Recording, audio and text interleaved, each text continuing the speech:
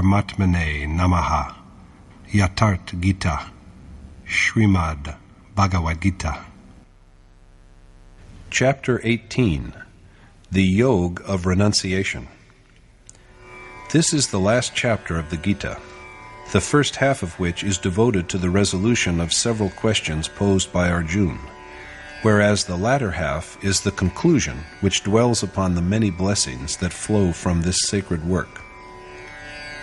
Chapter 17 classified and elucidated food, penance, yagya, charity, and faith. In the same context, however, the different forms of renunciation, or sannyas, have yet not been touched upon. What is the motive for whatever man does? Who is the motivator, God or nature? The question was raised earlier, but the present chapter again sheds light on it. Likewise, the subject of the quadratype, or four-part division of men, was broached earlier, but the present chapter again takes it up and closely analyzes its character within the framework of nature. Then, at the end, numerous advantages that ensue from the Gita are illuminated. After having listened to Krishna's categorization of various subjects in the previous chapter, Arjuna now also desires to be enlightened on the different forms of renunciation, sannyas, and relinquishment, tyag.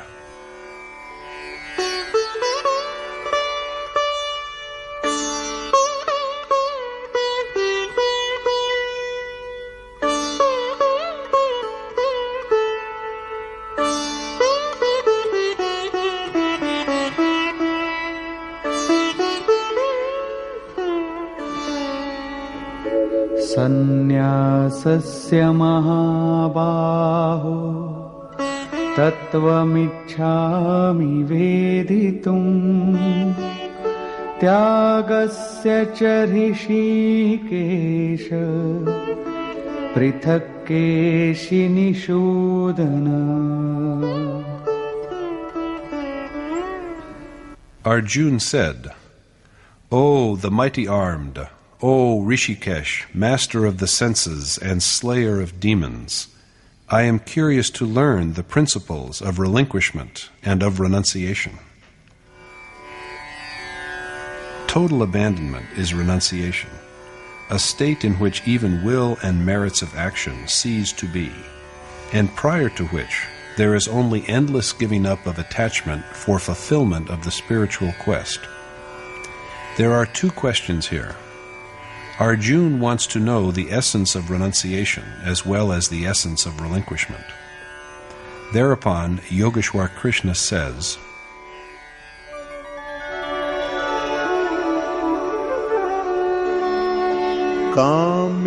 Kamyanam karmanam nyasam sannyasam kavayo viduhu sarva karma phalatyagam prahustyagam vichakshana.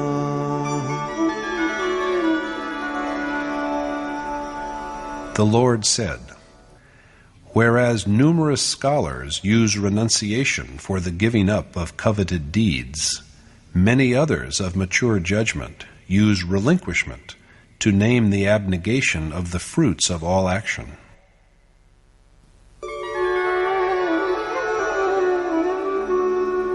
Tyajam doshavadityeke karma prahurmanishinaha yajna dana tapah karma na tyajamiti chapare. While many erudite men insist that since all actions are vile, they ought to be forsaken, other scholars proclaim that deeds such as yagya, charity, and penance ought not to be forsaken. After thus submitting varied opinions on the problem, the Yogeshwar advances his own definitive view.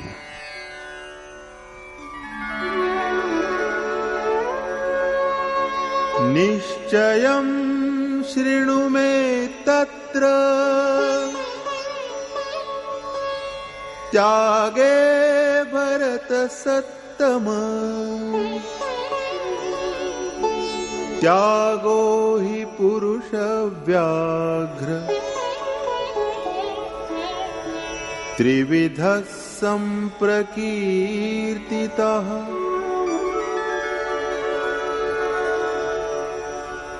Listen, O the best of Bharat, Arjuna, to my notion of renunciation, and of how, O you, the unmatched among men, this renunciation is said to be of three kinds.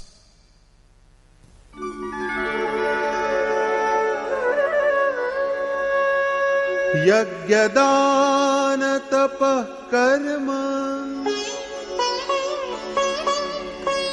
न त्याज्यं कार्यमेव तत् यज्ञो दानं तपश्चैव पावनानि मनीषिणाम्.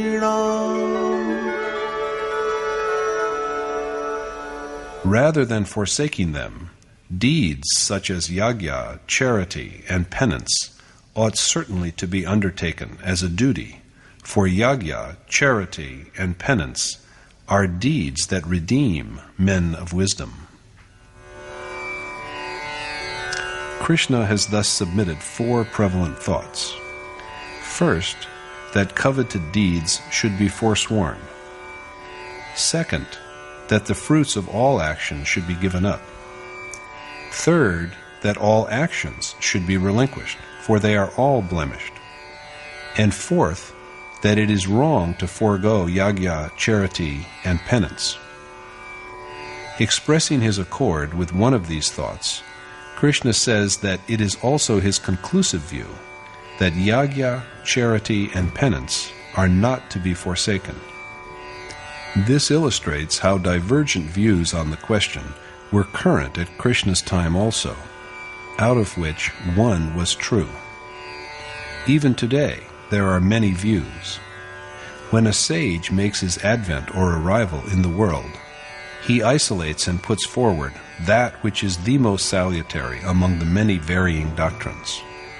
All great souls have done this, and Krishna has done the same. Instead of advocating a new way, he only supports and expounds that which is true among many accepted views.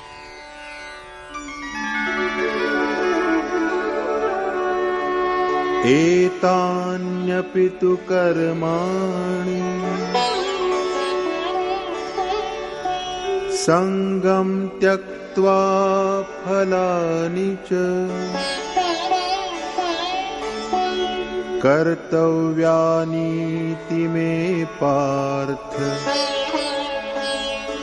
निश्चितं मतमुत्तमम्.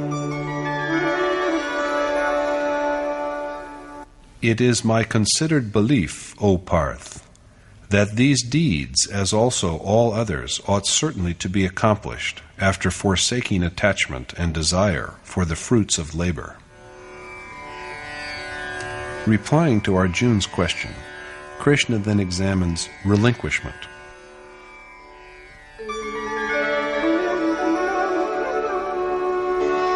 नियतस्य तु सन्न्यासः कर्मणो नोपपद्यते मोहात् तस्य परित्यागः तामसः परिकीर्तितः.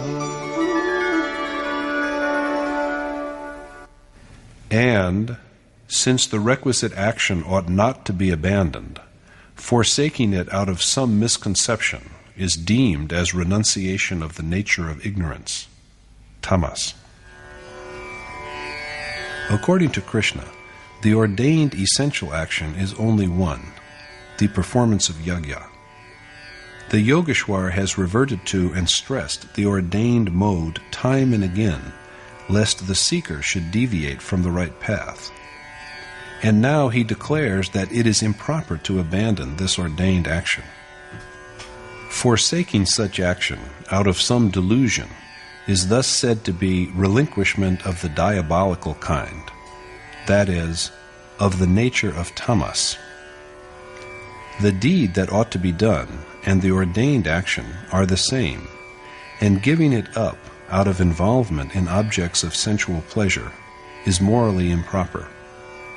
The man who abandons such action is doomed to rebirth in low forms, for he has suppressed the impulse for divine adoration.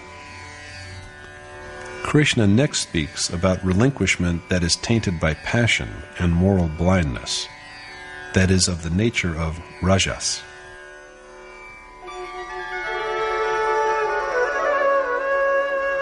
Dukkhamityeva yat karma kaya klesha bhayatyaje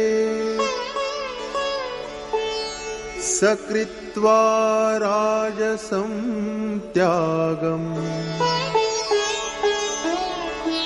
naiva tyaga phalam labhe.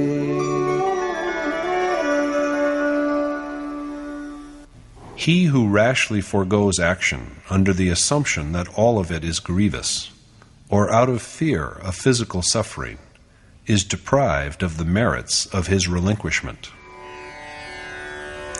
One who is incapable of worship and who casts off action because of his apprehension of physical pain is reckless and morally in error, and his relinquishment of the nature of passion or rajas fails to bring him the ultimate repose of mind that should be the end of relinquishment.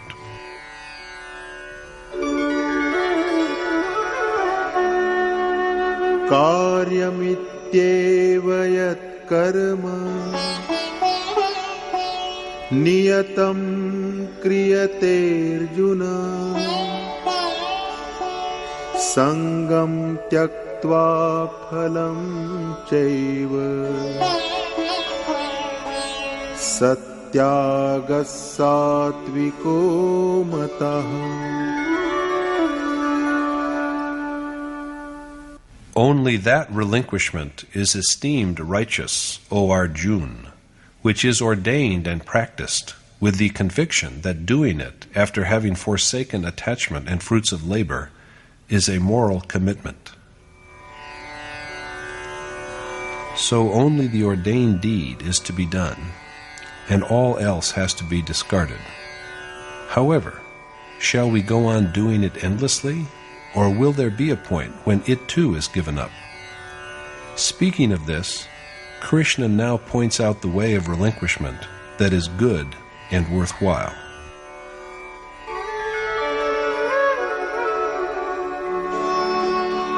Nadveshta kushalam karma kushalena anushajjate tyagi sattva samavishto medhavi chinna samshayah. Gifted with flawless moral excellence and freedom from doubt, one who neither abhors deeds that are unpropitious, nor is enamored of those that are propitious, is wise and self-denying. Only the action prescribed by Scripture is auspicious, and all that is opposed to it is mere bondage of this mortal world, and therefore inauspicious. The person of equanimity, who neither loathes what is inauspicious, nor is attached to that which is auspicious, because for such a person, even that which had to be done has at last come to an end, is imbued with righteousness, emancipated from doubt, and discerning. So such a person is enabled to disown all. This total relinquishment, coming along with accomplishment, is renunciation. Is there, we might be tempted to ask, any easier way? Krishna categorically denies the possibility.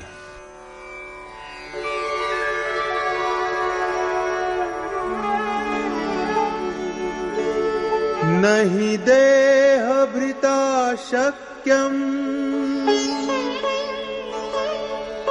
tyaktum karmanya sheshatah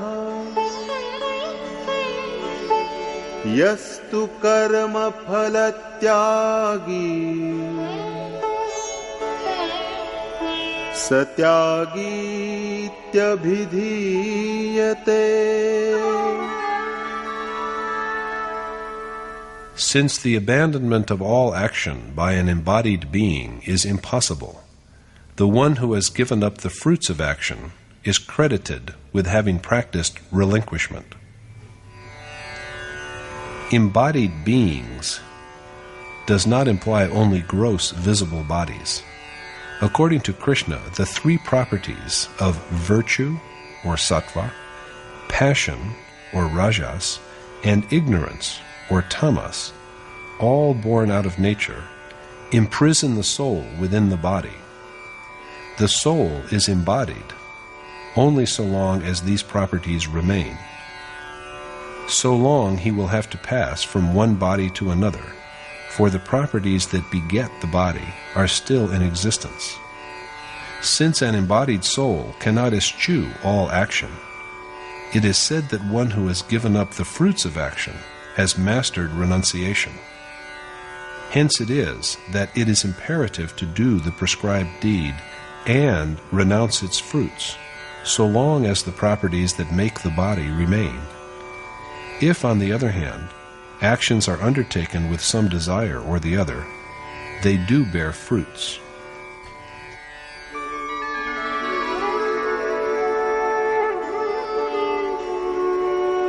Anishtamishtam mishrancha trividham karmana phalam bhavatyattyaginam pretya natu sannyasinam kvachit.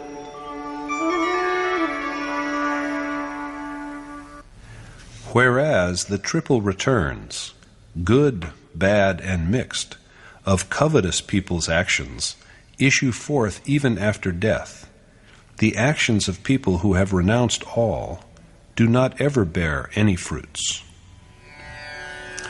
The deeds of avaricious persons produce consequences that arise even after death. These consequences indeed persist through endless births. But the actions of persons who have relinquished all, of true sannyasi, so called because they have given up all their possessions, do not bear fruits at any time. This is complete renunciation, the highest stage of spiritual seeking. The examination of the outcome of good and bad deeds, and of their ceasing at the point where all desire is annihilated, is thus concluded. Krishna then takes up the causes that effect righteous and unrighteous actions.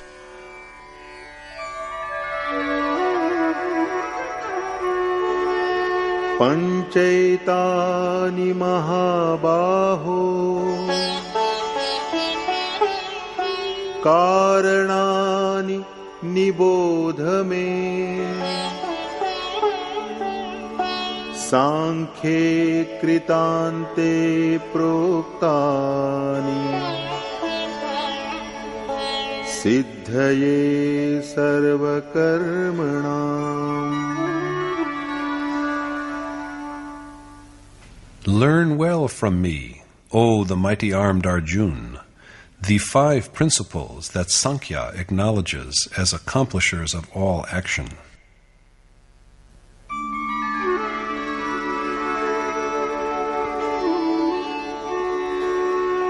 अधिष्ठानं तथा कर्ता करणं च पृथग्विधम् विविधाश्च पृथक् चेष्टा दैवं चैवात्र पञ्चमम्.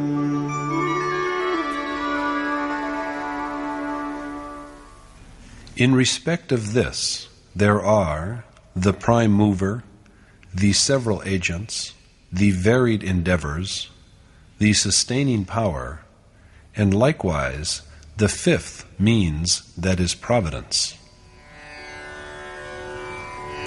The mind is the doer. Virtuous and evil inclinations are the agents. Performance of righteous action demands a predisposition to discernment, non-attachment, tranquility, self-restraint, sacrifice, and constant meditation. But lust, anger, infatuation, aversion, and avarice are the agents that effect unrighteous deeds.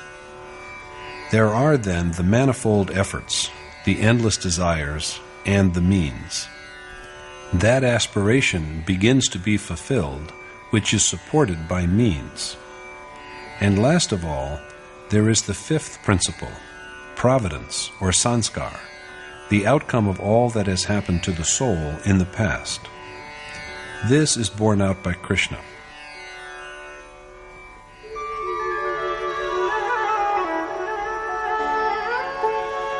शरीरवाङ् मनोभिर्यत् कर्म प्रारभते नरः न्यायं वा विपरीतं वा पञ्चैते तस्य हेतवः. These are the five causes of whatever action a man accomplishes with his mind, speech, and body, either in accordance with or even in contravention of Scripture.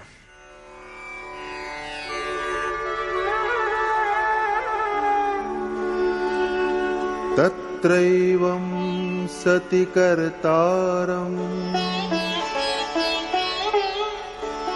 Atmanam kevalam tu yaha Pashyatya krita buddhitvan Nasa pashyati durmatihi. Despite this, however, he who out of his immature judgment views the consummate, detached self as the doer, is dull-minded, and he sees not. As the soul is identical with God, the pronouncement also implies that God does not act. This is the second time that the Yogeshwar has stressed the point. He said in chapter 5 that God neither acts himself nor impels others to act, nor does he bring about even the association of actions. Then why do we say that everything is done by God?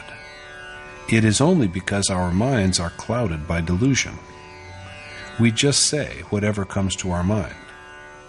However, as Krishna has affirmed, there are 5 causes of action.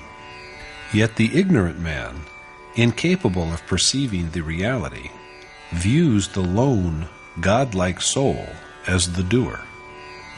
He fails to realize that God does not perform any deed. Paradoxically, however, while saying all this, Krishna also girds up his loins for Arjuna and assures him that he has just to play the part of an instrument, for he, Krishna, is the real doer, arbiter. What, after all, is the sage's import here? In truth, there is a line of gravity that separates God from nature. So long as the seeker is within the boundaries of nature, of the 3 properties, God does not act. While abiding close by the worshipper, he is yet only an onlooker. But when the seeker gets hold of the cherished goal with firm intentness, God begins to regulate his inner life. The seeker then breaks free from the gravity of nature and enters the realm of God. God ever stands by such a seeker, but he acts only for a worshipper such as this. So let us always meditate on him.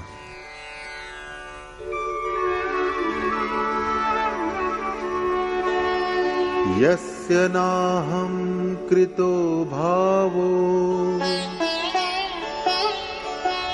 बुद्धिर्यस्य न लिप्यते हत्वापि स इमान् लोकान् न हन्ति न निबध्यते.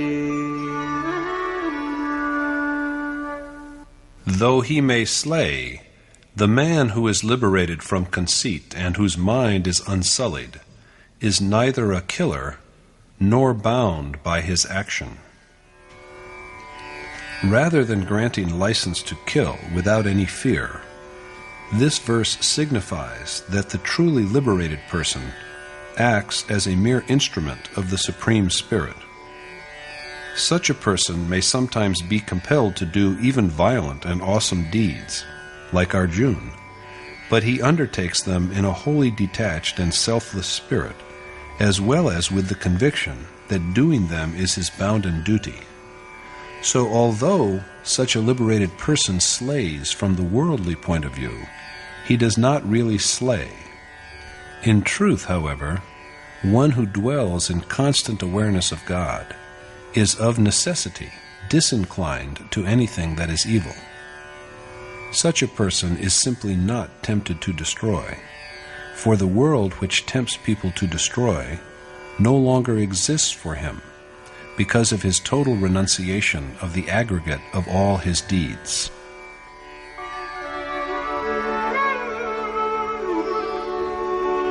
Jnanam gyeyam parigyata trividha karma chodana karanam karma karteti trividha karma sangraha. Whereas the way of securing knowledge, the worthwhile knowledge, and the knower constitute the threefold inspiration to action, the doer, the agents, and the action itself are the threefold constituents of action. Arjuna is told that the impetus to action is derived from all-knowing seers, the mode of acquiring knowledge, and the object that is worthy of being acquired. Krishna has said earlier that he is the object worth knowing.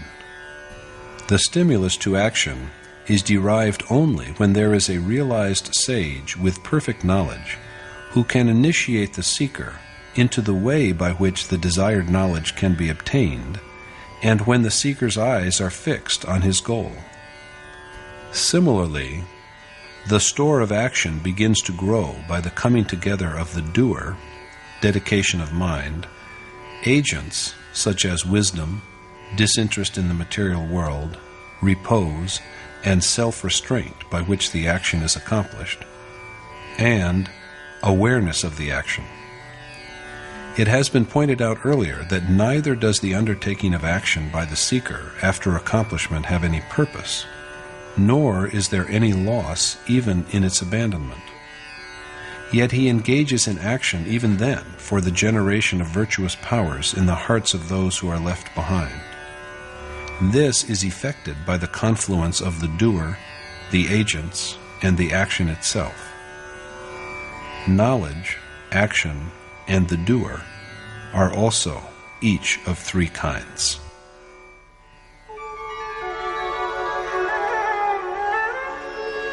Jnanam karma cha karta cha त्रिधैव गुणभेदतः प्रोच्यते गुणसंख्याने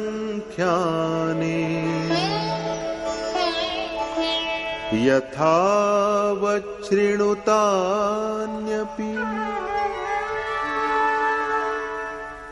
Listen to me well on how even knowledge and action and the doer have been graded into three kinds each in the Sankhya philosophy of properties, or gun. The next verse throws light upon the character of virtuous knowledge.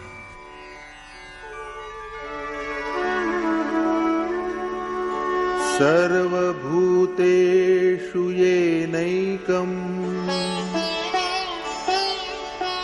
भावमव्ययमीक्षते अविभक्तं विभक्तेषु तद्ज्ञानं विद्धि सात्विकम्. O Arjuna, you should know that knowledge as immaculate, sattvic, by which one perceives the reality of the indestructible God as an undivided entity in all divided beings. Such knowledge is direct perception, with which the properties of nature come to an end. It marks the culmination of awareness. Let us now see knowledge of the second kind, or rajas.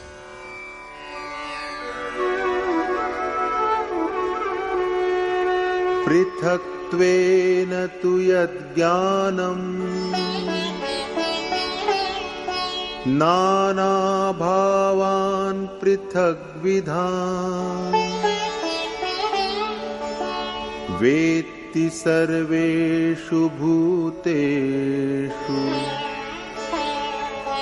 तद्ज्ञानं विद्धि राजसम्.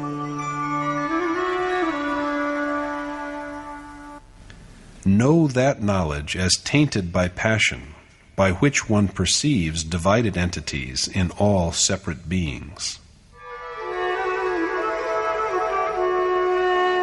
Yattu kritsnavadekasmin कार्ये सक्तमहैतुकम् अतत्त्वार्थवदल्पञ्च तत्तामसमुदारितम्. And know that knowledge as besmirched by ignorance, or tamas, which adheres to the body alone, as if it were the whole truth, and which is irrational, unfounded on truth, and petty. Devoid of wisdom and the required discipline to buttress it, this kind of knowledge, tamas, is worthless, as it takes one away from awareness of God, who is the one and only reality. The following verses then recount the three kinds of action.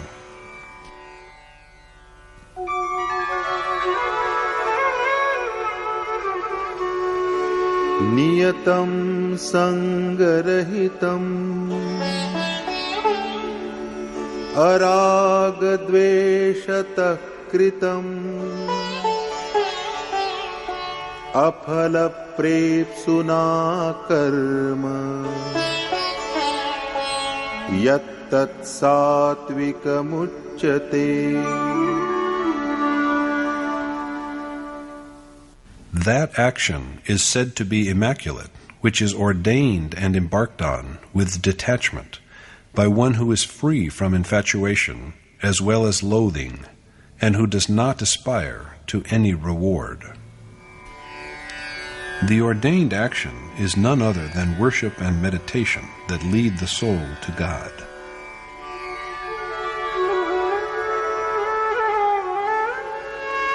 यत्तु कामेप्सुना कर्म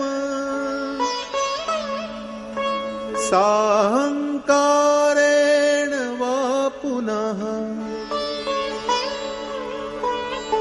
क्रियते बहुलायासम्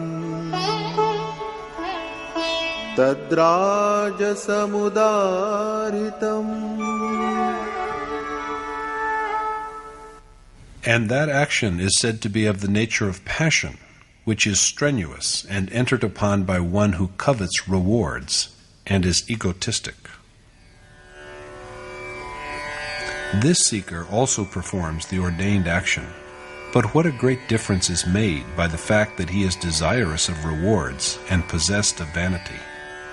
So the action undertaken by him is of the character of moral blindness.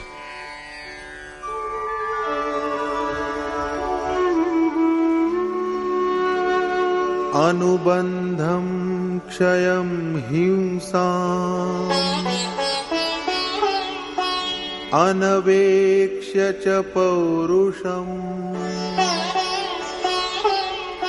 mohadarabhyate karma yattattamasamuchyate. That action is said to be unenlightened, which is taken up out of sheer ignorance and with disregard for outcome, loss to oneself and injury to others, as well as for one's own competence. Such action is bound to be reduced to nothingness at last, and it is unquestionably not approved by Scripture.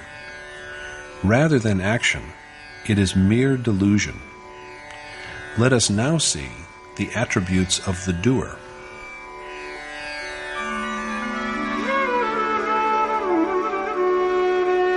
Mukta sango naham vadi dhrityutsaha samanvitaha siddhya siddhyor nirvikaraha karta satvika uchyate. That doer is said to be of immaculate nature, who is free from attachment, who does not indulge in arrogant speech, and who is endowed with patience and vigor, as well as unswayed by success and failure. These are the attributes of the righteous doer, and the action he undertakes is, of course, the same ordained action.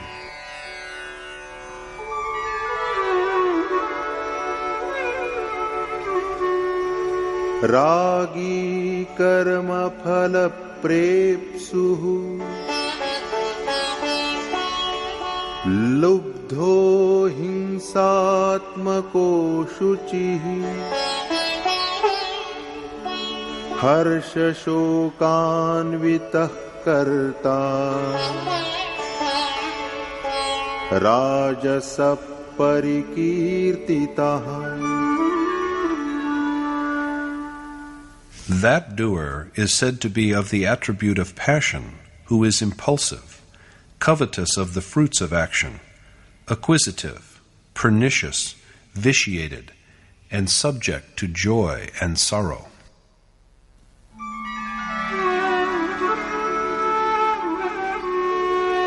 Ayuktah prakritah stabdhaha Shatho naishkritiko lasaha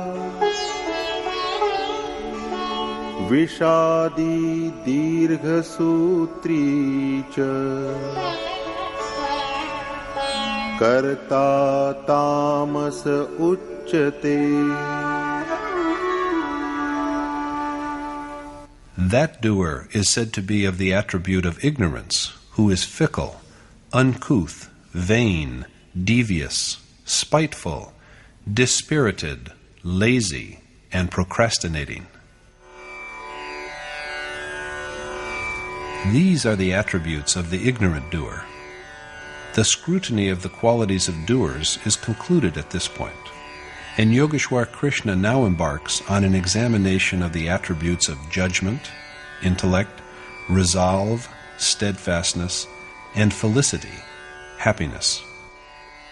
अयुक्तः प्राकृतः स्तब्धः शठो नैष्कृतिको लसः विषादी दीर्घसूत्री च कर्ता तामस उच्यते. That बुद्धेर्भेदं धृतेश्चैव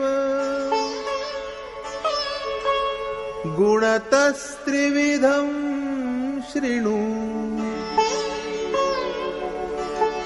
प्रोच्यमानमशेषेण पृथक्त्वेन धनञ्जय.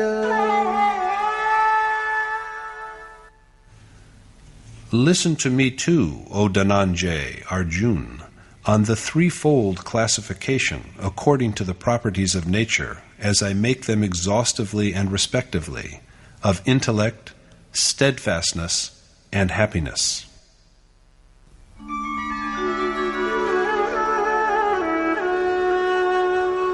प्रवृत्तिं च निवृत्तिं च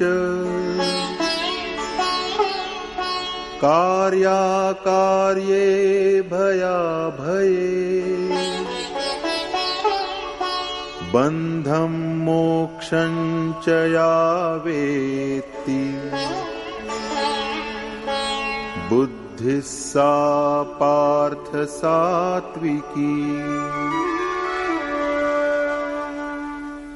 That intellect is immaculate, O Parth, which is aware of the essence, of the way of inclination, as also of renunciation, of worthy and unworthy action, of fear and fearlessness, and of bondage and liberation.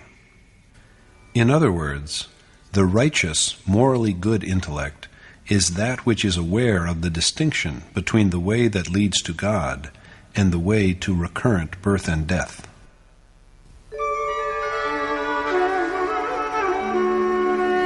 यया धर्ममधर्मं च कार्यं चाकार्यमेव च अयथावत् प्रजानाति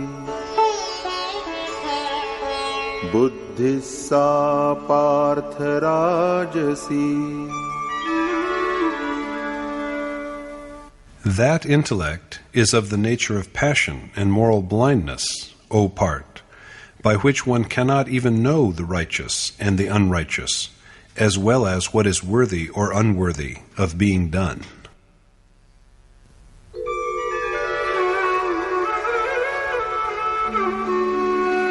Adharmam dharmamiti ya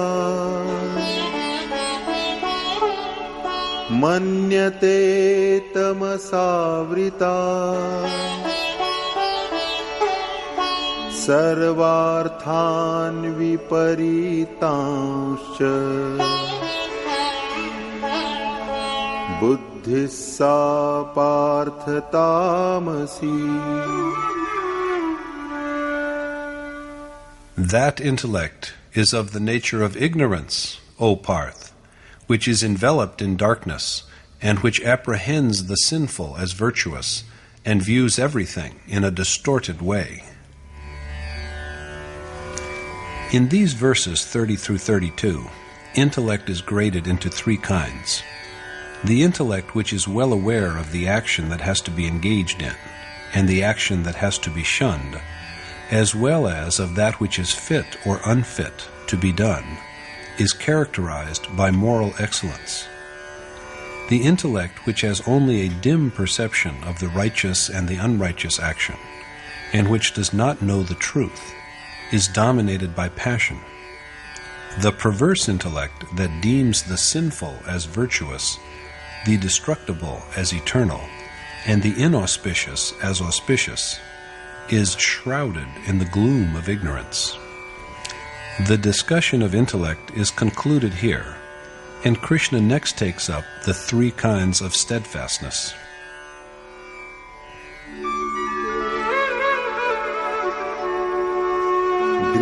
Dhrityaya dharayate manah pranendriya kriyaha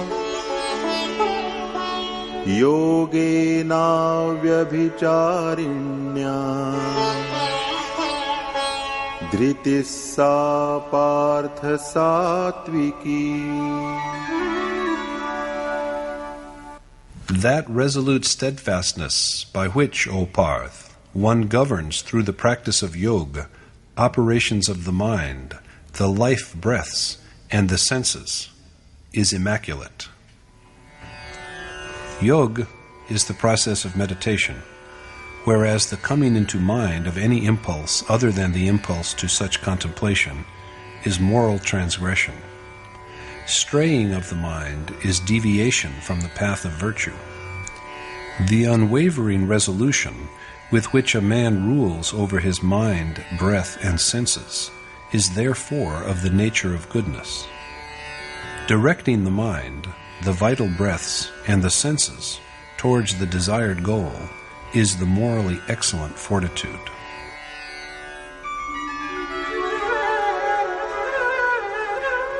यया तु धर्म कामार्थान् धृत्या धारयतेऽर्जुन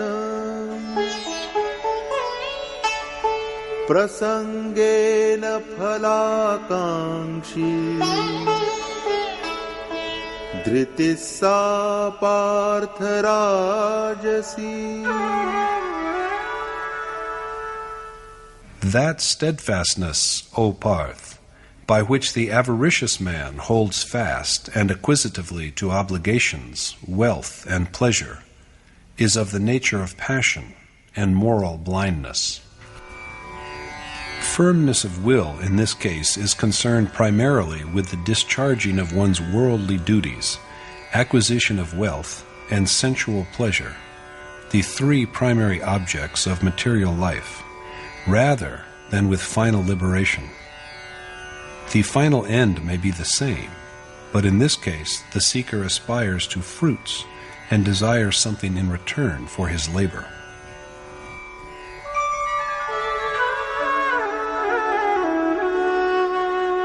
यया स्वप्नं भयं शोकम् विषादं मदमेव च न विमुञ्चति दुर्मेधा धृतिः सा पार्थ तामसी.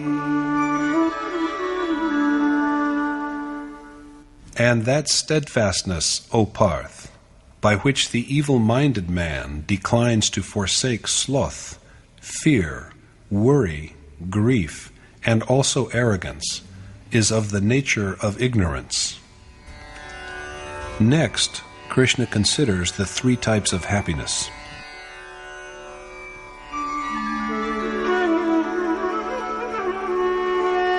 सुखं त्विदानीं त्रिविधम्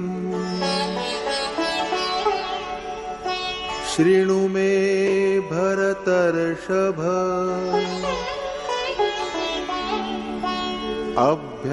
अभ्यासाद्रमते यत्र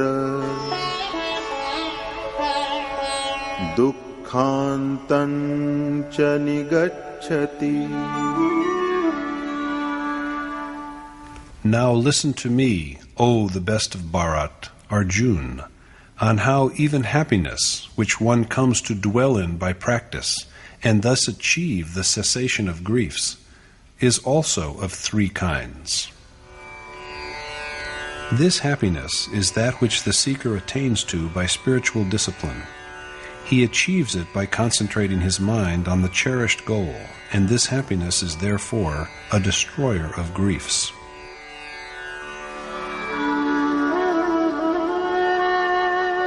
यत्तदग्रे विषमिव परिणामे मृतोपमम् तत्सुखं सात्विकं प्रोक्तम् आत्मबुद्धिप्रसादजम्. That happiness, which is at first like poison, but finally tastes like nectar, for it issues forth from the lucidity of an intellect that has realized the self, is of an impeccable nature. The happiness that is come by through spiritual exercise, concentration of mind on the desired end, and in which all griefs come to an end, is bitter like venom at the commencement of worship. Prahlad was hanged and Mira was poisoned. Sant Kabir has pointed out the difference between the pleasure-loving world that feasts and falls into unconscious slumber, and himself who stays awake shedding tears of contrition. But although this happiness is like poison at the outset, at the end it is like nectar that confers the substance of immortality. Such happiness, born out of a clear understanding of the self, is said to be pure.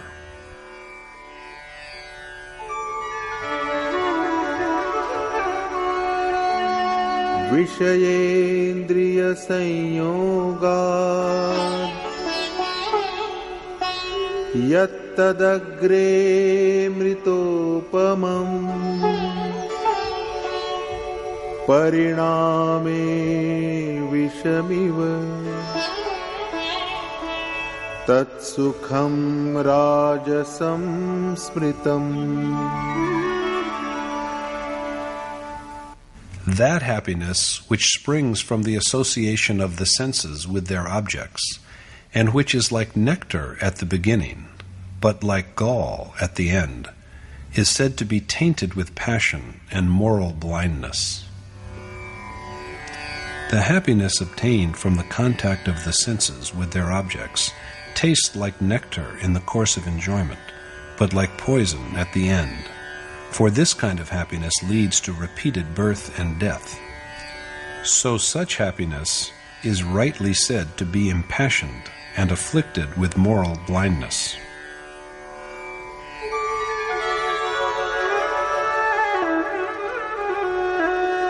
Yadagre chanubandhe cha Sukham mohanamatmanaha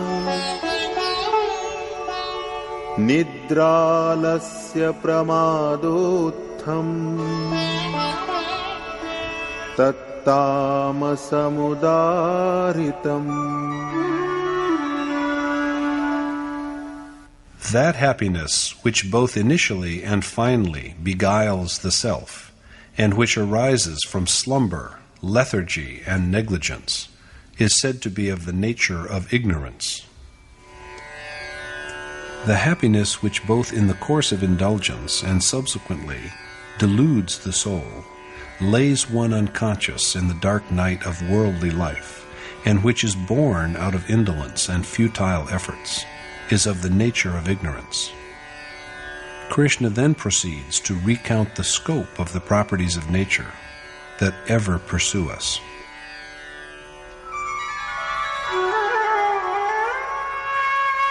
Na tadasti prithivyam va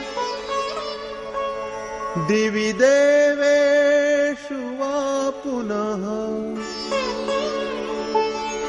sattvam prakriti jair muktam yadebhisyat tribhir gunaihi.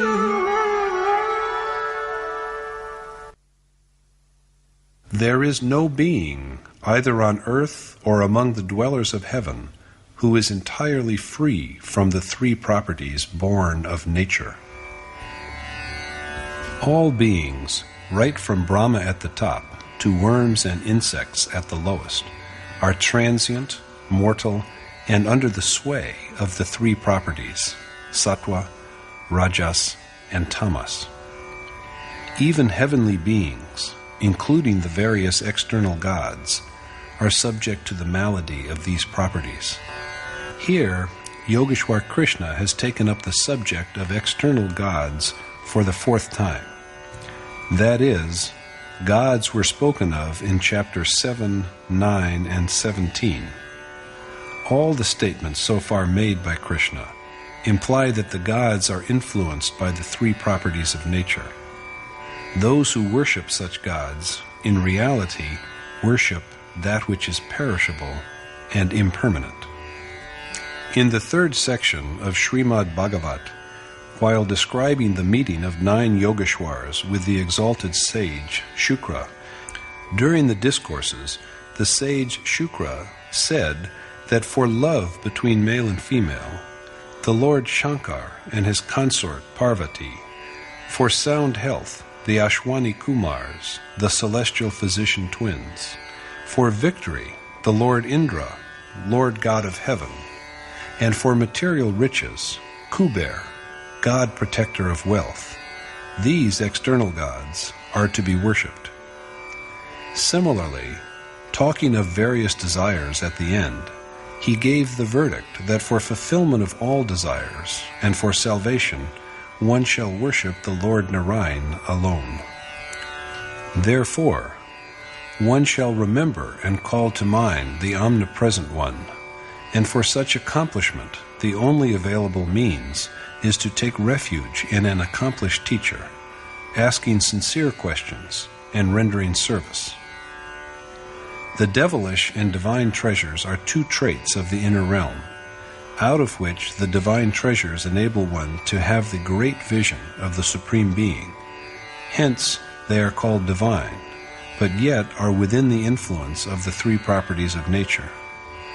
When the three properties of nature are pacified, the seeker also shall experience that absolute peace within.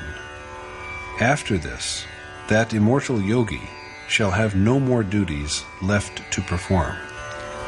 The question of the organization of men into 4 classes, or varna, that was initiated much earlier is now reintroduced.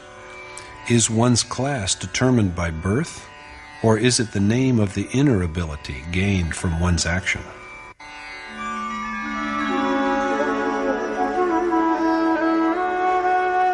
Brahmana kshatriya visham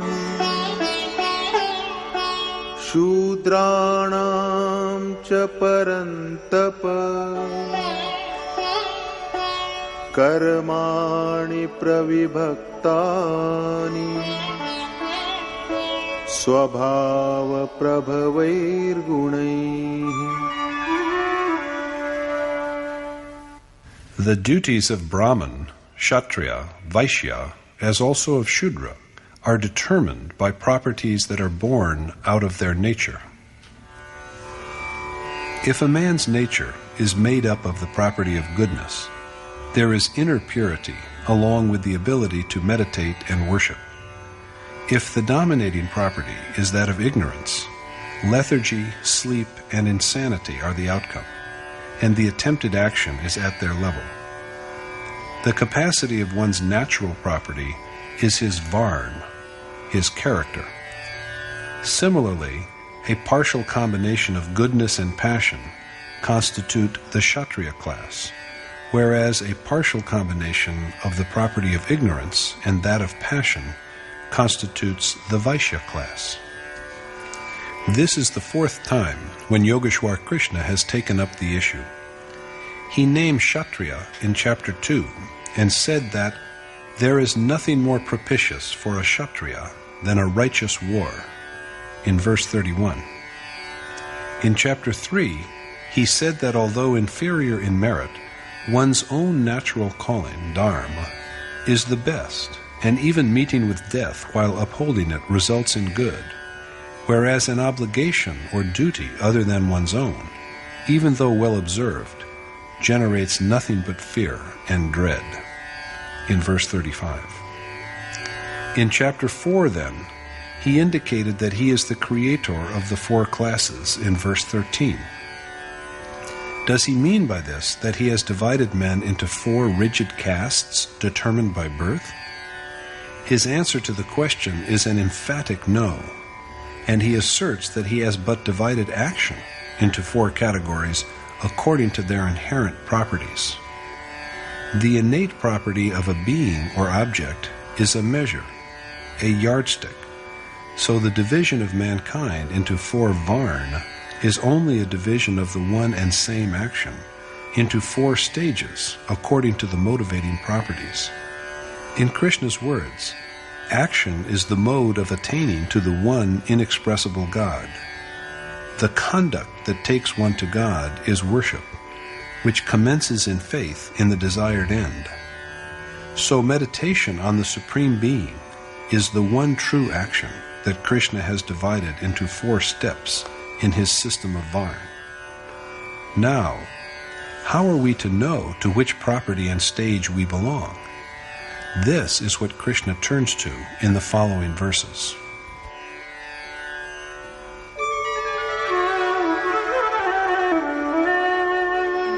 Shamodamastapashaucham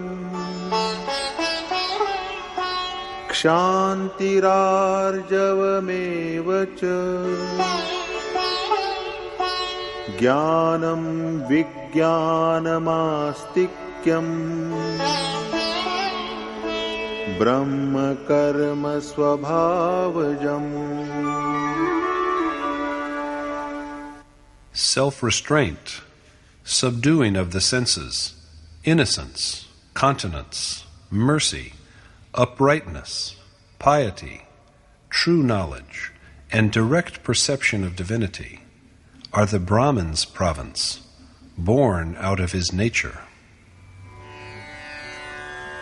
Restraining the mind, curbing the senses, flawless purity, mortification of mind, speech, and body to mold them in tune with the cherished goal, forgiveness, all-pervading righteousness, staunch faith in the one aimed at goal, consciousness of the Supreme Being, the awakening in the realm of the heart of the exhortations coming from God, and the ability to act according to them, are all a Brahman's obligations that arise from his own nature.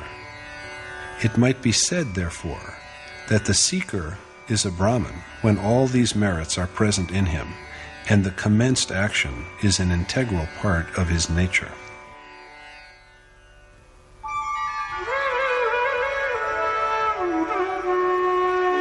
Shauryam tejo dhritirdaaksham Yuddhe chapyapalayanam Danamishvara bhavascha Kshatram karma swabhavajam. Valor, majesty, dexterity, unwillingness to retreat in battle, charity, and sovereignty are the natural province of a Kshatriya.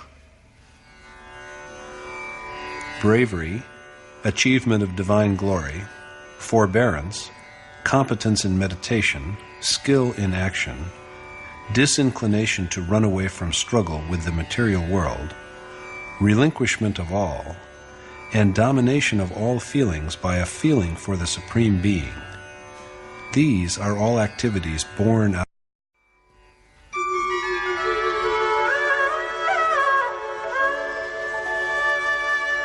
Krishi Gaurakshavanijam Vaishyakarma Swabhavajam Paricharyatmakam Karma Shudrasyapi Swabhavajam. farming, protection of cows, the senses, and commerce are the natural province of a Vaishya, whereas rendering service is the natural calling of a Shudra. Agriculture, rearing of cattle, and commerce are duties in keeping with the nature of a Vaishya. Why only preservation of cows? Should we slaughter buffaloes? Is it wrong to keep goats? There is nothing at all like all of this. In the ancient Vedic text, the word go or cow, was used to refer to the senses. So protection of, quote, cows here means care of the senses. The senses are protected by discernment, non-attachment, restraint, and steadfastness. They are, on the other hand, riven and rendered feeble by lust, wrath, avarice, and attachment. Spiritual acquisition is the only true wealth. This is our one true asset, and once it has been earned, it stays on with us forever. Gradual amassing of this wealth in the course of our struggle with the world of matter or nature is trade. The acquisition of knowledge, which is the most precious of all riches, is commerce. And what is meant by the word farming? The body is like a piece of earth. The seeds which are sown in it sprout in the form of sanskar, the merits of action, the force that is built up by all the actions in previous lives. Arjuna is told that the seed, the initial impulse of selfless action, is never destroyed. Vaishya is the third step of the ordained action, of contemplation of the Supreme Being, and preservation of the seeds of divine meditation that are sown in this patch of earth, the body, while at the same time opposing hostile impulses, is agriculture. As Goswami Tulsidas has said, whereas the wise husbandman farms well and with care, they who are of deficient wisdom are insensible and arrogant. To protect the senses thus, to store spiritual wealth amidst the skirmishes of nature, and to always strengthen contemplation of the ultimate essence, these meanings of trade, commerce, farming, and agriculture, these are the province of Vaishya. According to Krishna, the omnipresent God is the final outcome of yajna. The devout souls who partake of this fruit are emancipated from all sins, and it is the seeds of this action that are sown by the meditative process. To protect this germ is true husbandry. In Vedic writings, food means the Supreme Spirit. God is the only real sustenance, the food. The soul is fully placated at the completion of the exercise of contemplation and never again knows any craving. Once the exercise has been brought to successful conclusion, the soul is freed from the cycle of birth and death. To go ahead sowing the seeds of this food is true husbandry. To serve those who have attained to a higher spiritual status, revered men of accomplishment, this is the duty of Shudra. Rather than meaning base or low, Shudra means one with deficient knowledge. It is the seeker at the lowest stage who is a Shudra. It is but proper that this initiate worshipper should begin his quest with rendering service. Service to men of accomplishment will, in the course of time, generate nobler impulses in him, and he will thus gradually move up to the higher Vaishya, Kshatriya, and Brahmin stages. And ultimately he will go beyond Varn, the properties of nature, and become one with God. Character is a dynamic entity. There is change in an individual's Varn along with changes in his character.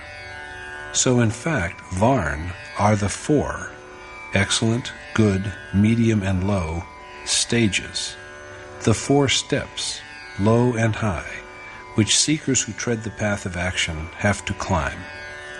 This is so because the action in question is only one, the ordained action. The only way to final attainment, according to Krishna, is that the worshipper should begin his journey in keeping with the attributes of his own nature.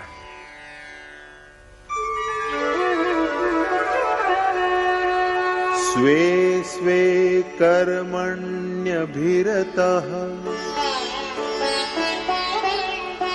संसिद्धिं लभते नरः स्वकर्मनिरतः सिद्धिम् यथा विन्दति तच्छृणु. Commitment to his own inborn duty brings man to the ultimate accomplishment, and you should listen to me on how a man achieves perfection through dedication to his innate calling. The perfection that is ultimately achieved is realization of God. Krishna told Arjuna earlier also that he would reach this final goal by engaging in action, the real prescribed action.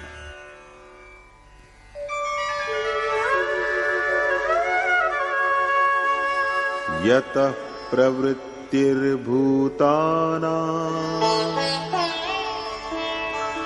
येन सर्वमिदं ततम् स्वकर्मणा तमभ्यर्च्य सिद्धिं विन्दति मानवः. By adoration of that God who has created all beings and who pervades the whole universe, through the undertaking of his natural calling, man attains to final accomplishment. The seeker achieves final consummation through performance of his native duties.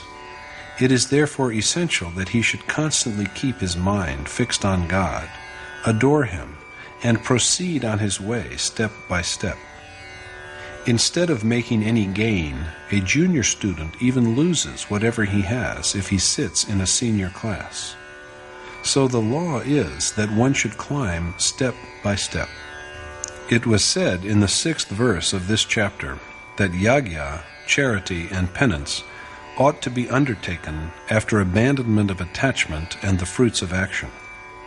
Now, stressing the same point, Krishna says again that even a partially enlightened man ought to begin from the same point, from self-surrender to God.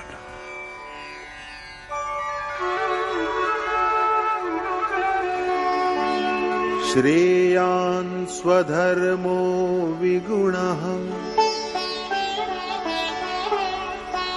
परधर्मात् स्वनुष्ठितात् स्वभावनियतं कर्म कुर्वन्नाप्नोति किल्बिषम्.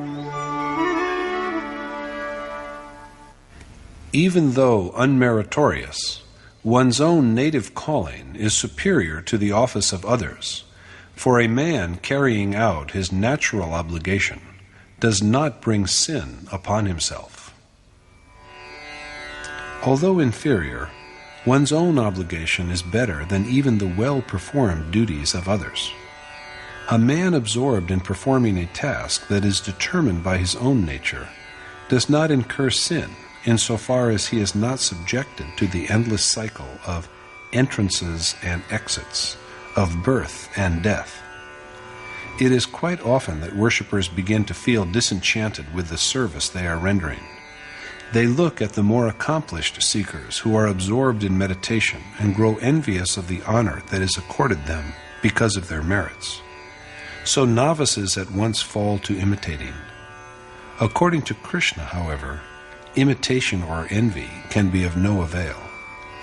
The final accomplishment is only by dedication to one's own native calling, not by its abandonment.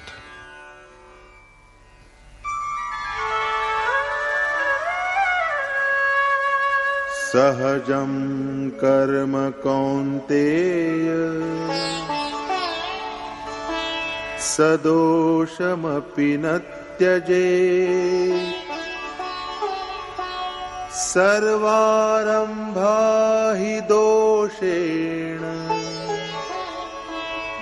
dhumenagnirivavrita. One's innate duty ought not to be forsaken, O son of Kunti, even if it is blemished, because all actions are impaired by some flaw or the other, as fire is shrouded by smoke. It is but expected that the actions of the novice seeker are flawed, for their doer is yet far from perfection. But even these actions must not be given up. Moreover, there is no action that is unimpeachable, and action has to be undertaken even by one who belongs to the Brahmin class. Imperfections, the obscuring pall of nature, are there until there is steady devotion. They come to an end only when the action natural to a Brahmin is dissipated in God. But what are the attributes of the accomplisher at the point where action is no longer of any avail?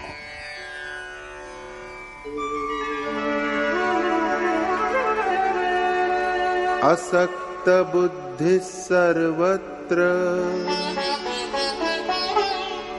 jitatma vigata sprihah naishkarmya siddhim paramam sanyasenadhigacchati. He whose intellect is aloof all round, who is without desire, and who has conquered his mind, attains to the ultimate state that transcends all action through renunciation. Renunciation is, as we have already seen, complete self-abnegation. It is the condition in which the seeker abandons whatever he has, and only then does he reach the point when no further action is needed. Renunciation and attainment of the supreme state of actionlessness are indeed synonymous. The yogi who has reached the state of actionlessness attains to the Supreme Being.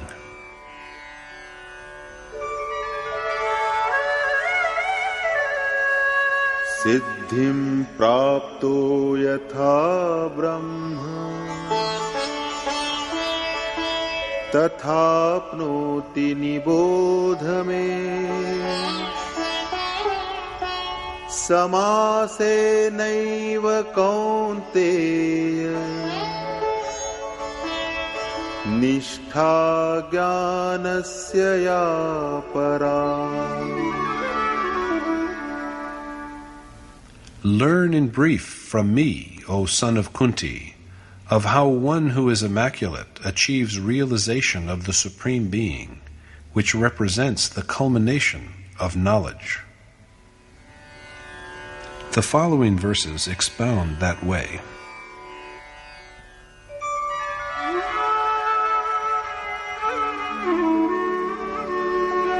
Buddhya vishuddhaya yukto dhrityatmanam niyamya cha shabdadin vishayams tyaktva ragadveshau vyudasya cha. Blessed with a pure intellect, firmly in command of the self, with objects of sensual gratification like sound forsaken, with both fondness and revulsion destroyed. Vivikta sevi lagvashi yatavakaya manasaha dhyana yoga paro nityam vairagyam samupashritah. Dwelling in seclusion, eating frugally, subdued in mind, speech, and body, incessantly given to the yoga of meditation, firmly resigned.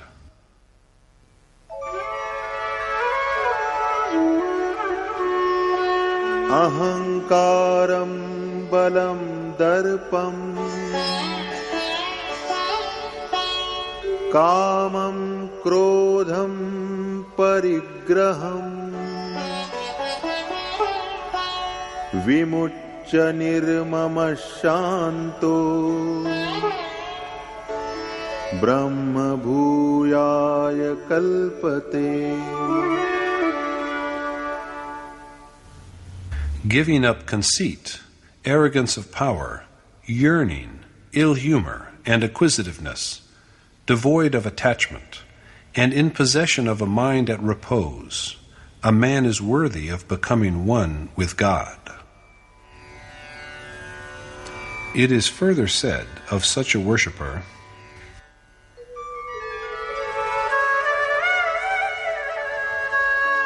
Brahma bhuta prasannatma na shochati na kankshati samasarveshu bhuteshu madbhaktim labhate param. In this serene tempered man, who views all beings equally, who abides intently in the Supreme Being, neither grieving over nor hankering after anything, there is fostered a faith in me that transcends all else. Now faith is at the stage where an outcome can ensue from it, namely, in the form of God realization.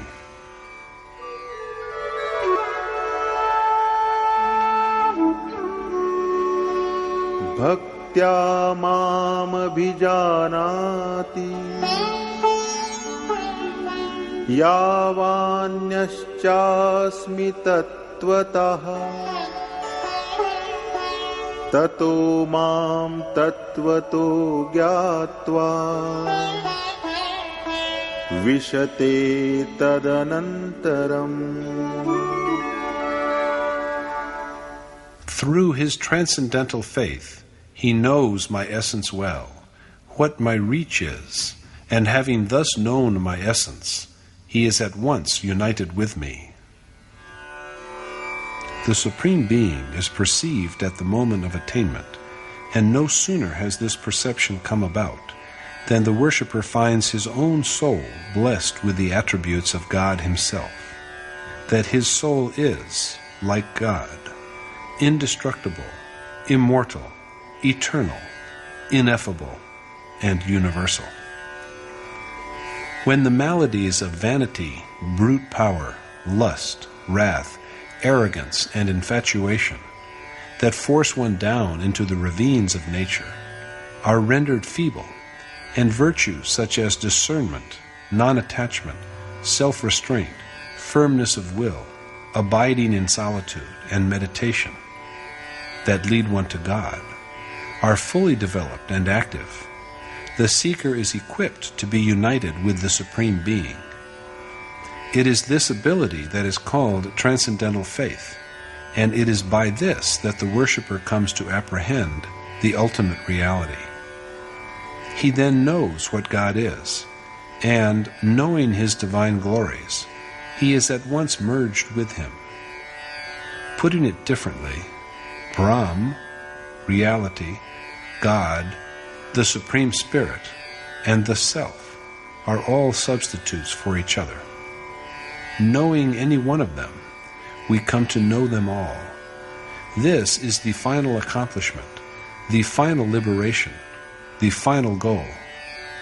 So the Gita is unambiguous in its view that in both the way of knowledge or discernment, or the way of renunciation, and the way of selfless action, the ordained deed, meditation, has to be entered upon and accomplished for the attainment of the supreme state of actionlessness.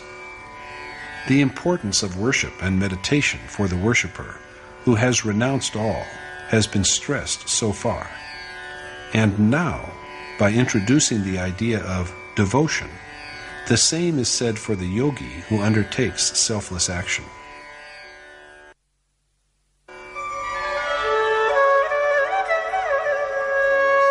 Sarvakarmanyapi sada कुर्वाणो मद्व्यपाश्रयः मत्प्रसादादवाप्नोति शाश्वतं पदमव्ययम्. Although engaged in action wholeheartedly, one who finds refuge in me achieves the everlasting, indestructible, final bliss. The deed to be performed is the same, the ordained action, the exercise of yajna, and to gain it, there must be self-surrender.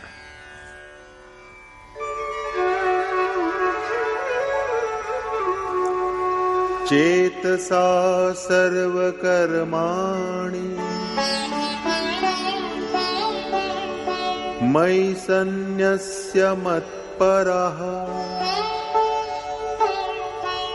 बुद्धियोगमुपाश्रित्य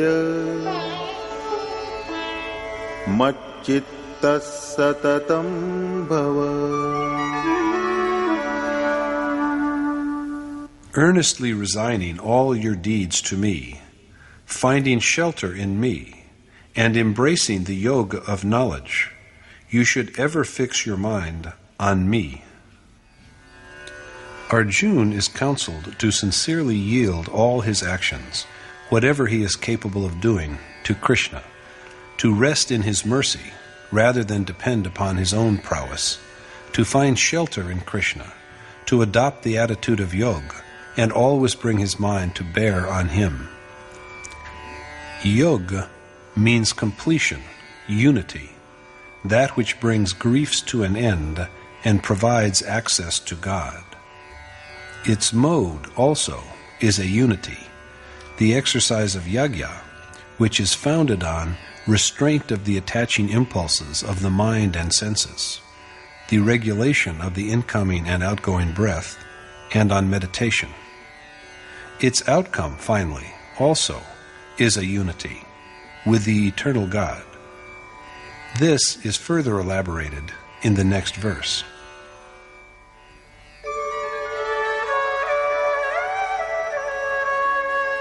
मच्चित्तः सर्वदुर्गाणि मत्प्रसादात् तरिष्यसि अथ चेत्त्वमहङ्कारान् न श्रोष्यसि विनङ्क्ष्यसि. Ever resting on me, you will be saved from all afflictions and gain deliverance, but you shall be destroyed if out of arrogance you do not pay heed to my words. Thus, always focusing his mind on Krishna, Arjuna will conquer the citadels of the mind and the senses.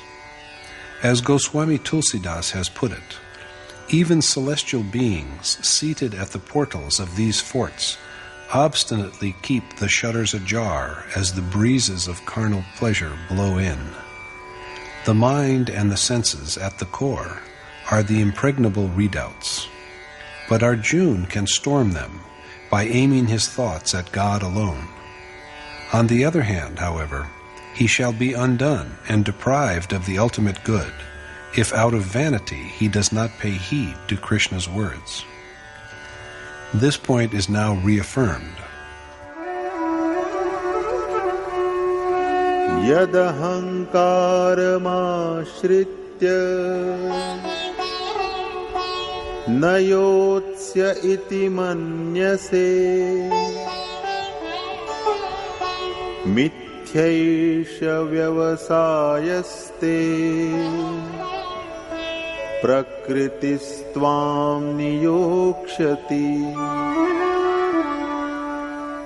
Your egotistic resolve not to fight is surely mistaken, for your nature will compel you to take up arms in the war.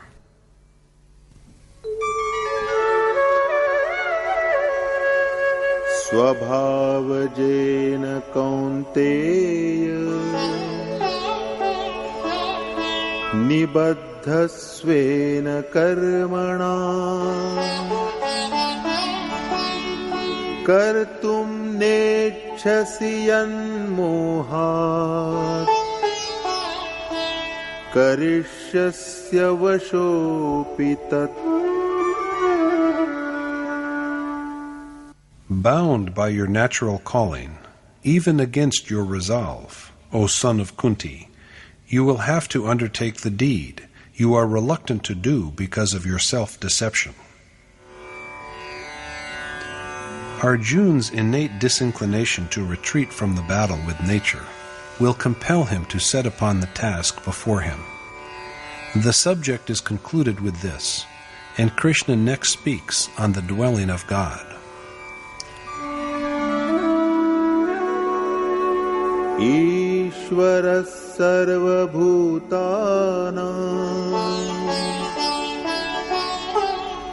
हृद्देशेऽर्जुन तिष्ठति भ्रामयन् सर्वभूतानि यन्त्रारूढानि मायया.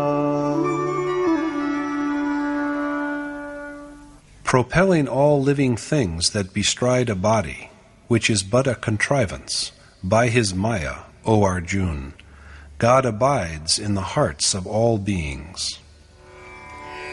But if God lives in our hearts and is close to us, why are we ignorant of his presence? This is so because the contraptions we call body are driven by the power of Maya, the universal ignorance or illusion, by virtue of which we consider the unreal universe as real and distinct from the Supreme Spirit. So this physical mechanism is a grave impediment, and it takes us round endlessly through one birth after another. Where, then, can we find shelter or refuge?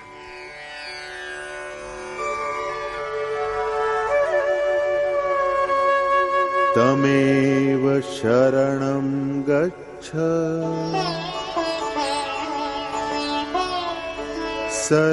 सर्वभावेन Bharat तत्प्रसादात् परां शान्तिम्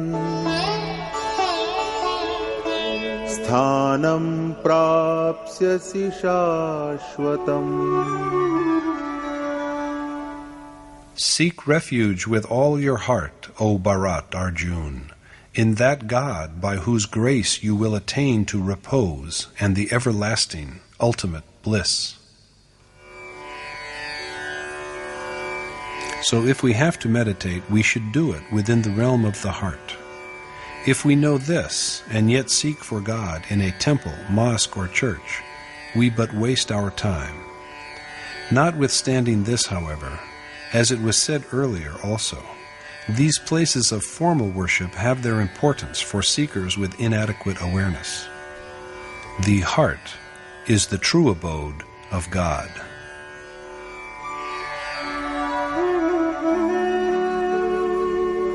इति ते ज्ञानमाख्यातम्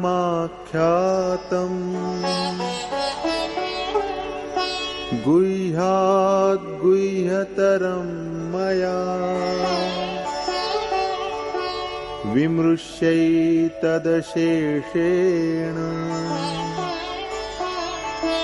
यथेच्छसि तथा कुरु.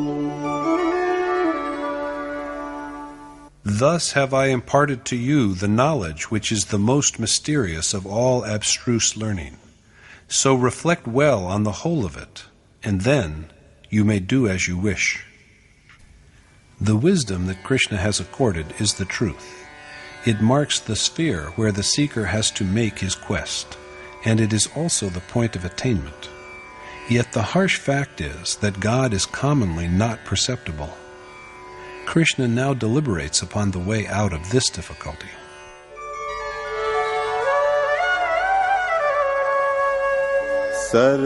सर्वगुह्यतमं भूयः शृणु मे परमं वचः इष्टोऽसि मे दृढमिति ततो वक्ष्यामि ते हितम्. Listen yet again to my most secret words. Indeed, felicitous, that I am going to speak to you because you are the dearest to me. Krishna endeavors once more to enlighten Arjuna. God always stands by the seeker, for he is so dear to him. Arjuna is beloved of Krishna, and any benediction that the Lord bestows upon him cannot be too much. He will incessantly exert himself for the sake of his devotee. But what is the blessed revelation that Krishna is going to make to Arjuna?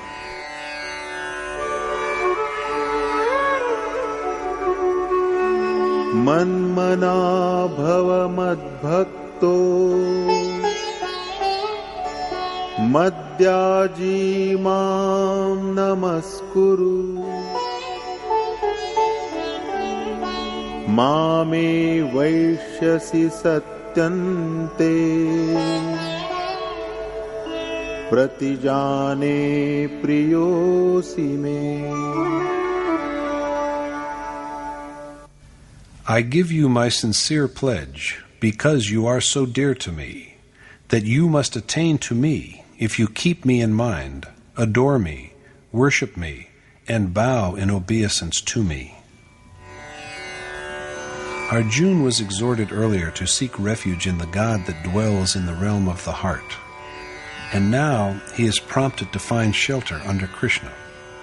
He is also told that in order to find this sanctuary, he has to listen again to the Lord's most esoteric words. Does not Krishna intend to communicate by this that finding shelter under a noble teacher-preceptor is indispensable for the seeker who has taken to the spiritual path?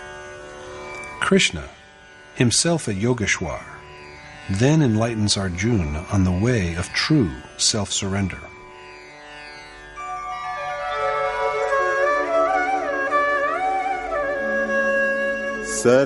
सर्वधर्मान् परित्यज्य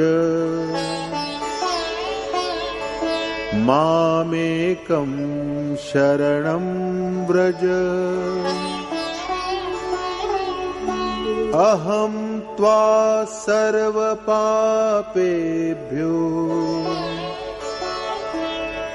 मोक्षयिष्यामि मा शुचः. Grieve not, for I shall free you from all sins if you abandon all other obligations and seek refuge in me alone. Arjuna is counseled that he has to rid himself of concern about what category of doer he is, whether Brahmin or Kshatriya or Vaishya or Shudra, and look for shelter under Krishna alone. By doing so, he will be absolved of all iniquities and afflictions. The accomplished teacher-preceptor takes it upon himself to effect the gradual elevation of the pupil to ever more refined spiritual states and his release from all sins, if, instead of worrying about his position on the path of action, the pupil single-mindedly seeks refuge in his mentor and looks up to no one else but his accomplished teacher-preceptor. All sages have said the same. When a holy writing is rendered, it may appear that it is for all, but it is truly secret teaching. Secret undoubtedly because it is permitted only to those who are spiritually equipped to study and profit by it. Arjuna is such a deserving pupil, and so it is that Krishna instructs him so earnestly. Now Krishna himself elaborates the merits of the worthy pupil. Idam te na tapaskaya na bhaktaya kadachana na cha shushrushave vacham न च मां योऽभ्यसूयति. This Gita, which has been articulated for you, must never be made known to one who is bereft of penance, devotion, and of willingness to listen, as also to one who speaks ill of me. Krishna was a realized sage, and along with adorers, he must also have faced some slanderers. The Gita is not for people who speak maliciously of God. But then, to whom should this sacred knowledge be made known?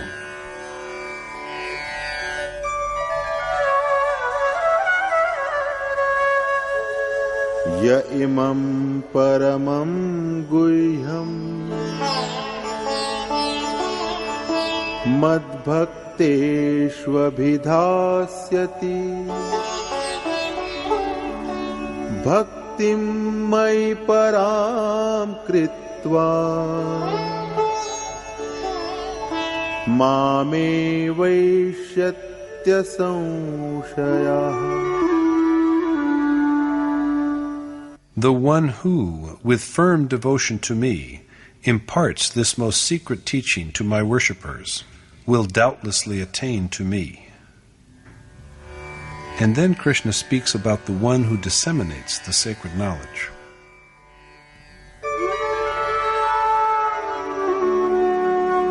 Na cha tasman manusyeshu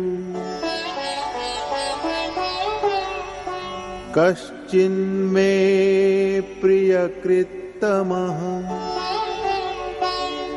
bhavita na cha me tasman anyah priyataro bhuvi. Neither is there among mankind any doer who is dearer to me than this man, nor will there be any in the world who is dearer to me than him. The man who enlightens Krishna's devotees, souls who adhere to the Lord, is the most beloved of him, because he is the only source of benediction, the only highway that leads one to God. He is the one who teaches men to go along the right path.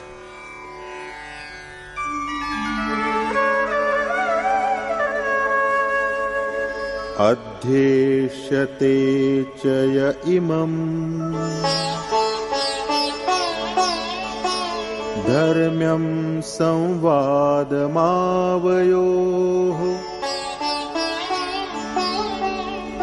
Jnana-yagyena tenaham ishtasyamiti me matihi. And it is my belief that I shall have been worshipped through the yagya of knowledge by one who makes a thorough study of this sacred dialogue between us. The yagya of knowledge is that the outcome of which is wisdom. The nature of this wisdom has been elaborated earlier. This wisdom is the awareness that is acquired along with direct perception of God. And it is with such wisdom, such awareness, that the dedicated and industrious disciple of the Gita will adore Krishna. This is something of which the Lord is firmly assured.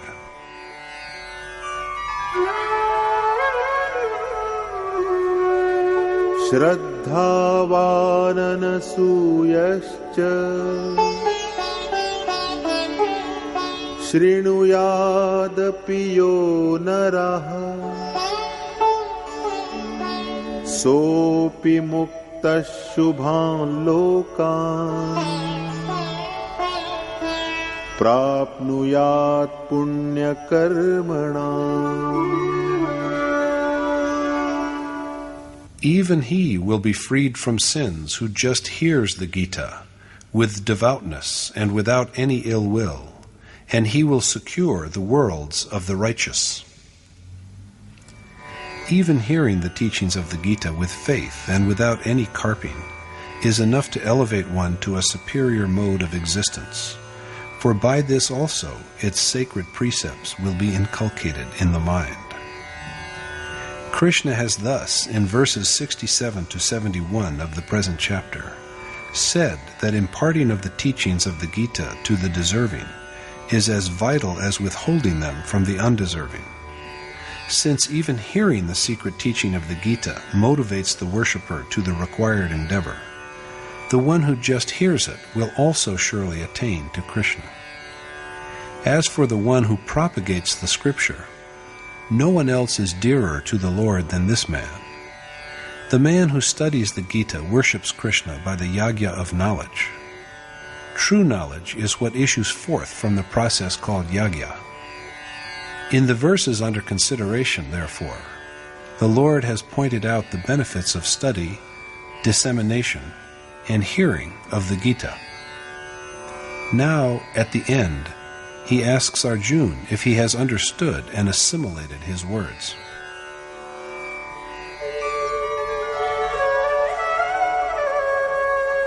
Kachide tachrutam partha Tvayaiకాగ్రేణ chetasa Kachidajnana sammoha Pranashtaste dhananjaya.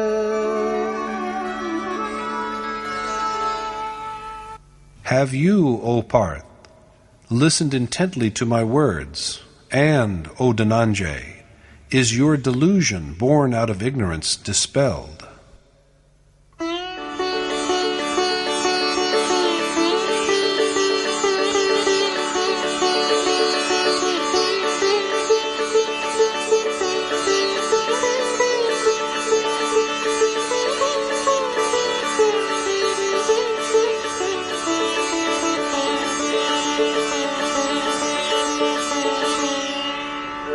नष्टो मोहः स्मृतिर्लब्धा त्वत्प्रसादान्मयाच्युत स्थितोऽस्मि गतसन्देहः करिष्ये वचनं तव.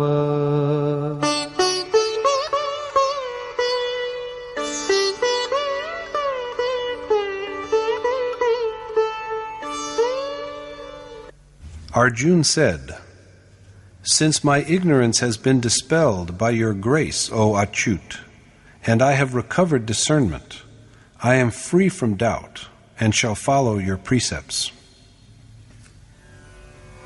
Arjuna here states, "Because of your grace, my passion is destroyed. I have regained my memory.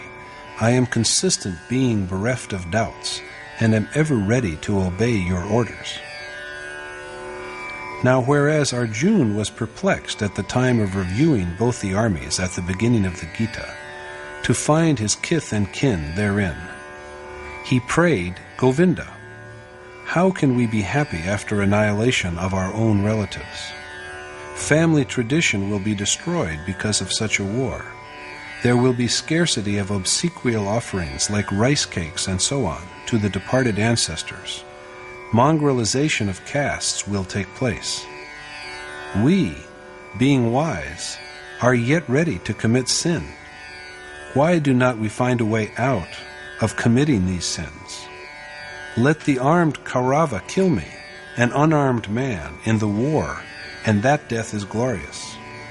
Govinda, I am not going to wage war." Saying thus, Arjuna sat down at the back of his chariot. Thus, in the Gita, Arjuna in fact put forward in front of Yogeshwar Krishna a series of big and small questions. For instance, in chapter 2, verse 7, "Please, will you tell me that practice of worship through which I can attain to the absolute good?" In chapter 2, verse 54, "What are the attributes of an enlightened sage?" In verse 1 of chapter 3, "If in your view the way of knowledge is superior, then why do you compel me to do these terrible actions?" In verse 36 of chapter 3, "Even without wishing, under whose guidance does a man commit sin? In verse 4 of chapter 4, your birth is of recent times, whereas the sun was born a long time back. Then how can I believe that you, Krishna, taught Yog to the sun in the distant past, at the time of the beginning of this kalp? In verse 1 of chapter 5, sometimes you praise renunciation, the way of knowledge, and yet at other times you support the way of selfless action. Please tell me, which one of these, finally, is the one by which I can attain to the absolute good?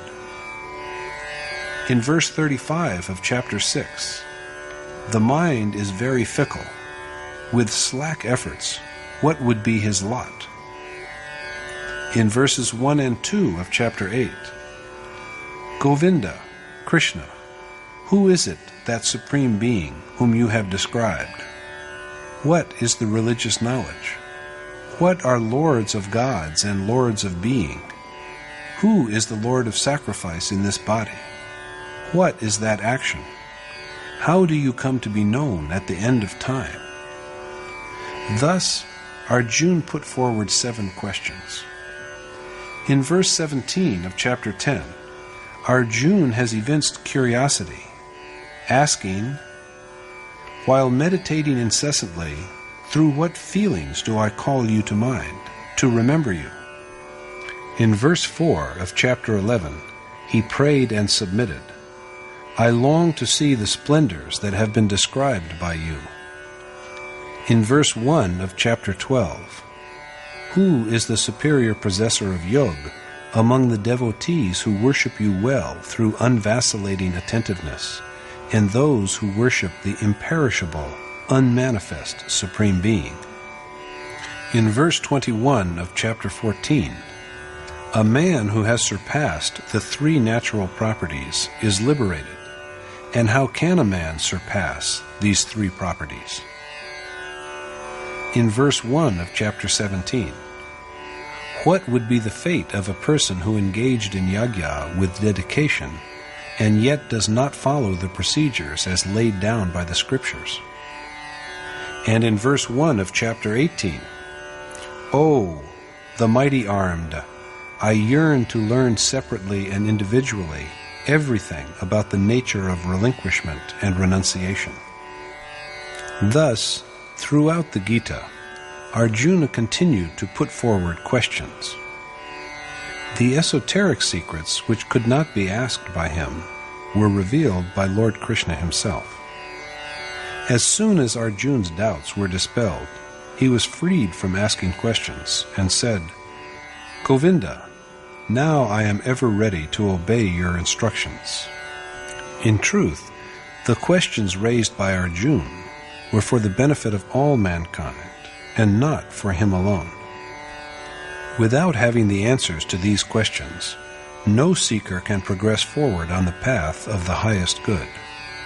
Therefore, to enable a man to obey an enlightened sage teacher, and to progress on the path of the highest good, it is necessary that one should learn the complete teachings of the Gita. Arjuna was convinced and satisfied. In chapter 11, after having revealed his cosmic form, Krishna said in the 54th verse, O Arjuna, a worshipper can directly know this form of mine, acquire its essence, and even become one with it by total and unswerving dedication. And just now he has asked him whether he is rid of his delusion. Arjuna replies that his ignorance is allayed and that his understanding is restored. Now he will act at Krishna's behest. Arjuna's liberation should come along with this realization. He has indeed become whatever he had to be. But Scripture is meant for posterity, and the Gita is here for all of us to avail ourselves of. Thus, the divine message of Yogeshwar Krishna was concluded. At this moment, Sanjay again spoke.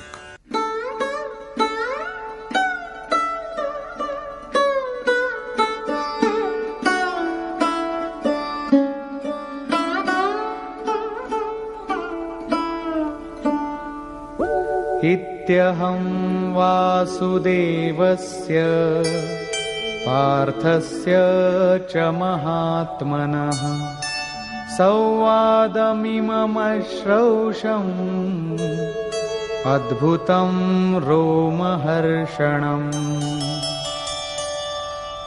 Sanjay said, "Thus have I heard the mysterious and sublime dialogue of Vasudeva Krishna and the sage-like Arjuna.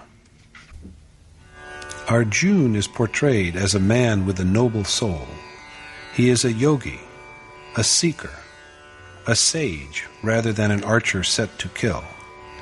But how has Sanjay been enabled to hear the dialogue between Krishna and the saintly Arjuna?"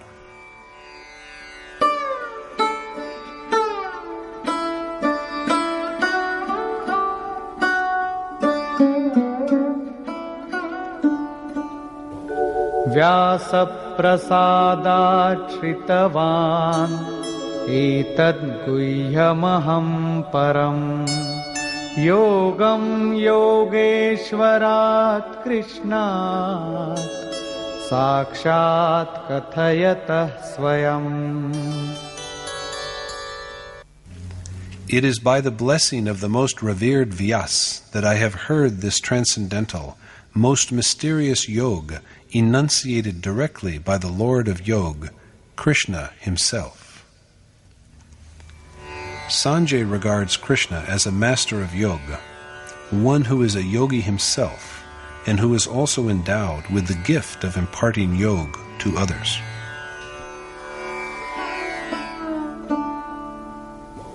Rajan samsmritya samsmritya संवादमिममद्भुतं केशवार्जुनयोः पुण्यं हृष्यामि च मुहुर्मुहुः.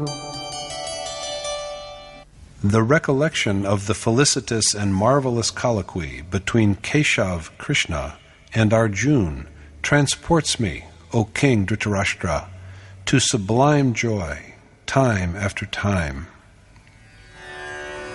We too can experience Sanjay's bliss if we remember the sacred dialogue with perfect contentment. Sanjay then recalls the Lord's miraculous bearing and speaks of it.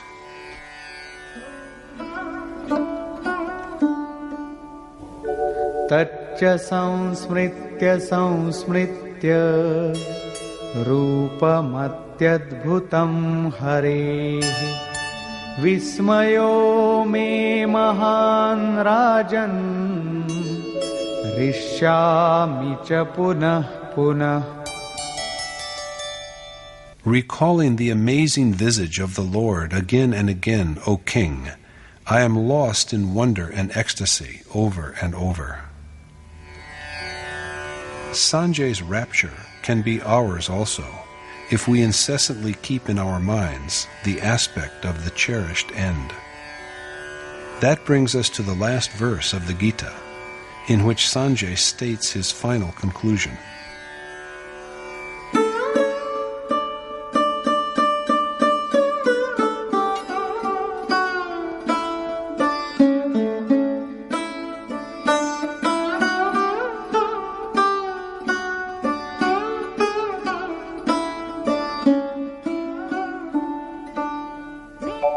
यत्र योगेश्वरः कृष्णो यत्र पार्थो धनुर्धरः तत्र श्रीर्विजयो भूतिः ध्रुवा नीतिर्मतिर्मम. तत्र श्रीर्विजयो भूतिः Dhruva नीतिर्मतिर्मम.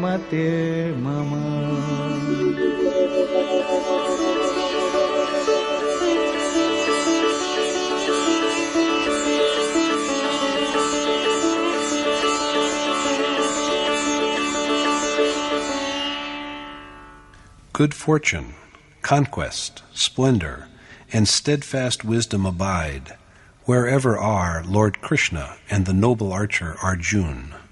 Such is my conviction. Intent contemplation and firm restraint of the senses are Arjuna's bow, the legendary Gandiv. So it is that Arjuna is a sage who meditates with equanimity. So wherever Yogeshwar Krishna and he are, there too dwell the triumph after which there is no defeat, the magnificence of God, and the firmness of resolve that enables one to be constant in this inconstant world. Such is the well-deliberated judgment of Sanjay, of the seer who is gifted with celestial vision. The great archer Arjuna is no longer amidst us, but were steadfast wisdom and the glory that comes with spiritual conquest for him alone? The Gita is a dramatization of an historical event that belonged to a certain time, namely the age that is known as Dwapar. This does not mean, however, that Arjuna's realization of the truth of God came to an end with the seizing of his time. Yogeshwar Krishna has assured us repeatedly that he abides in the realm of the heart.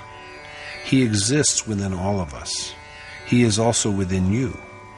Arjuna is a symbol of affectionate devotion, which is but another name of the mind's inclination and dedication to the cherished goal. If a worshipper is endowed with such devotion, perpetual triumph against the demeaning properties of nature is assured. With such devotion, there must always necessarily be steadfast wisdom. Rather than being confined to a certain place, time, or individual, these attainments are universal, forever and for all. So long as beings exist, God must dwell in their hearts, and the soul must impatiently hunger for the Supreme Being, and he who is affectionately devoted to God will attain to Arjuna's status. Every one of us can, therefore, aspire hopefully to the ultimate bliss of direct perception of God. Conclusion.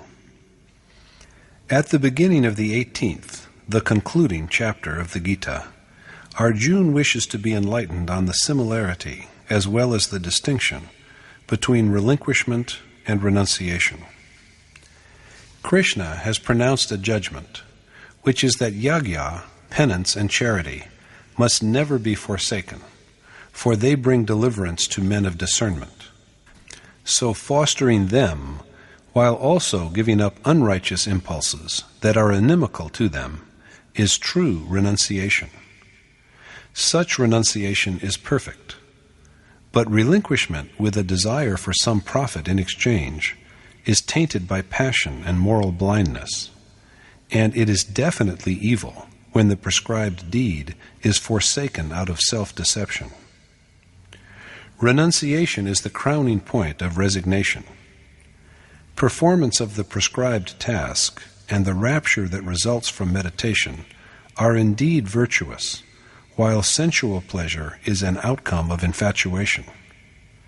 And the pleasure in which there is no prospect whatsoever of the ultimate union with God undoubtedly issues forth from ignorance. This chapter also sheds light on the nature of renunciation. The resigning of all one has is renunciation. Mere putting on of a certain kind of attire is not renunciation. Absorption in the ordained deed, while leading a life of seclusion, with a due appraisal of one's own strength, or with a sense of self-surrender, is inescapable. Renunciation is the name of the abandonment of all action, along with consummation, and so but a synonym for the final deliverance. That absolution is the crowning point of renunciation.